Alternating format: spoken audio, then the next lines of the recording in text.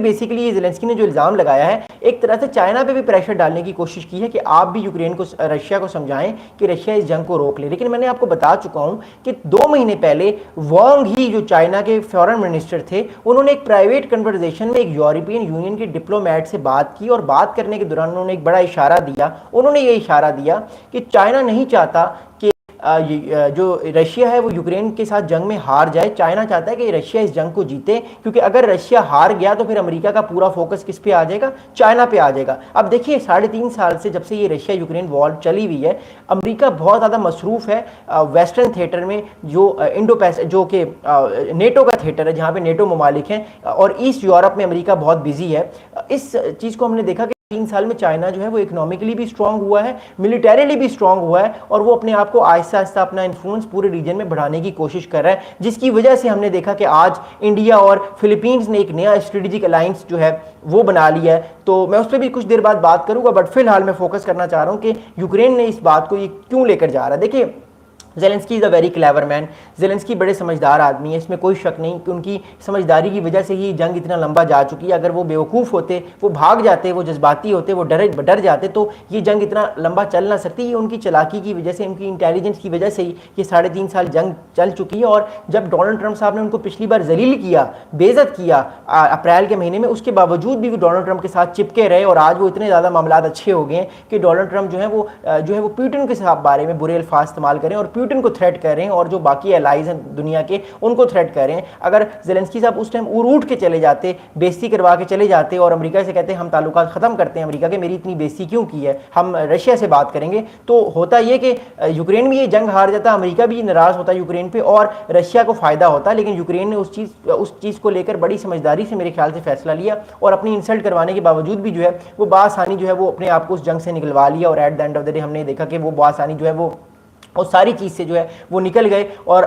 जो है वो उस सारे मामले से निकल के अब यूक्रेन जो है वो इस जंग को आने वाले वक्त में और ज़्यादा लड़ने की पूरी कोशिश करेगा। अब मैं आपको एक और बड़ी इंपॉर्टेंट बात बताऊँ। देखिए, अब मसला ये है कि यूक्रेन रशिया वॉर इस टाइम, अभी तक तो रीजनल वॉर थी, लेकिन पिछले 6 महीने से हमने देखा है, जब से डोनाल्ड ट्रंप साहब आ गए हैं, ये वॉर अब एक इंटरनेशनलाइज वॉर हो गई है। डोनाल्ड ट्रंप साहब कह रहे हैं कि जब तक यूक्रेन रशिया से जो मुल्क तेल ले रहे हैं, उसके साथ ट्रेड कर रहे हैं, मैं उन मुल्कों पे टैरिफ्स लगाऊंगा। इंडिया पे लगाए उन्होंने, चाइना पे लगाए, ब्राज़ील पे लगा दिए टैरिफ, और भी ममालिक पे वो लगाएंगे। बट ये 3 बड़ी इकॉनमीज़ हैं जिन पे टैरिफ लगने के बाद, जिन पे पाबंद, या आप कह सकते हैं कि प्लेंटीज़ लगने के बाद हो सकता है कि ये कंट्रीज़ जो हैं ये अपना ऑयल लेना रशिया से कम कर दें, और रशिया को भी जब ऑयल नहीं वो बेचेगा मार्केट में, तो ऑब्वियसली उसके पास पैसे नहीं आएंगे, तो वो असला कैसे बनाएगा। तो all of these things are interlinked with one and another. That's why Russia के लिए बड़ा ज़रूरी है कि ये सारे कंट्रीज़ रशिया के साथ ऑयल लें, उसका तेल लें, और इस चीज़ का फ़ायदा लेकर यूक्रेन के जो प्रेसिडेंट है उन्होंने एक नया शोशा छोड़ दिया कि रशिया के साथ तो बहुत सारे फॉरेन मर्सनरीज लड़ाई कर रहे हैं। अब यही बात है कि ये देखना होगा कि आने वाले दिनों में मामला अब किस तरफ जाते हैं। बट मेरा अपना पर्सनल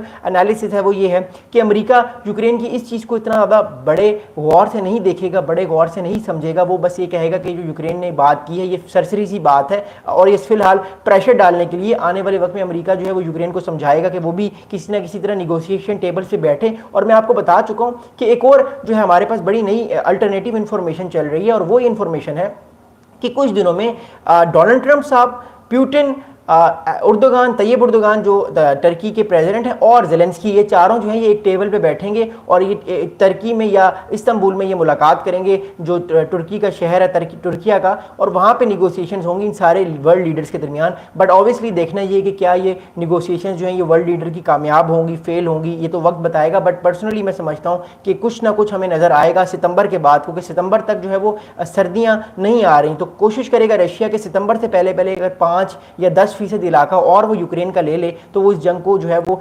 निगोशिएशंस पे आके ख़त्म कर देगा। बट यूक्रेन भी, मैं बताऊँ आपको, कोशिश कर रहा है। कल भी उसने अटैक किए बहुत ज़्यादा रशिया पे अटैक किए, जहाँ पे आपको याद होगा पिछले ओलंपिक्स हुए थे रशिया में, सूची के शहर में, वहाँ पे अटैक्स किए। इसके अलावा और बहुत सारे रशिया के इलाकों पे जो है वो यूक्रेन अब अटैक्स कर रहा है, क्योंकि अमेरिका ने ऑफेंसिव वेपन्स देना शुरू कर दिए हैं। टोमाहाक मिसाइल, फाइटर जेट्स भी जो है वो यूक्रेन को मिलने वाले हैं, F-16, F-15, जिससे यूक्रेन और ज़्यादा अपने अटैक्स जो है वो बढ़ाएगा रशिया के अंदर। तो दैट्स द रीज़न वाई दोनों साइड्स की जानिब से जो है वो अब ज़्यादा से ज़्यादा हमें नजर आएंगे और इंटेंसिटी बढ़ेगी। ये अगस्त का महीना है, अगस्त की आज 5 तारीख है, 5 तारीख से लेकर तकरीबन 25 या 26 सितंबर तक आपको ये अटैक्स बढ़ते हुए नजर आएंगे। अमेरिका की जानिब से भी इंटेंसिटी बढ़ेगी कि वो यूक्रेन को और ज़्यादा वेपन्स दे ताकि यूक्रेन और ज़्यादा नुकसान करे रशिया का, और रशिया ये कोशिश करेगा कि जितना ज़्यादा हो सके वो इलाका ले ले। लेकिन मैं बताऊँ आपको, यूक्रेन के साथ भी जो है वो बहुत ज़्यादा डिफेंस इक्विपमेंट उसको मिलना शुरू हो गया है, पेट्रियट एयर डिफेंस बैटरीज मिलना शुरू हो गई हैं। इस वजह से उसके पास उसके मामला भी डिफरेंट होने जा रहे हैं। और दूसरा, अमेरिका के जो स्टीव वेटकॉफ हैं, जो अमेरिका के एनवाए हैं, डिप्लोमेट हैं, वो भी जा रहे हैं रशिया। कल वो जो है वो रशिया पहुंच जाएंगे वेडनेसडे को, और 2-4 दिन बाद जयशंकर और इंडिया के जो national security adviser Ajit Doval साहब हैं वो भी जा रहे हैं रशिया 1-2 दिन बाद। तो कहने का मतलब ये सारे ममालिक ये मिलकर प्रेशर डाल रहे हैं एक तरह से रशिया पे कि जितना जल्दी हो सके रशिया इस वॉर को खत्म करे, क्योंकि जब ये वॉर खत्म होगी तो ऑब्वियसली इस वॉर के खत्म होने के बाद ही जो है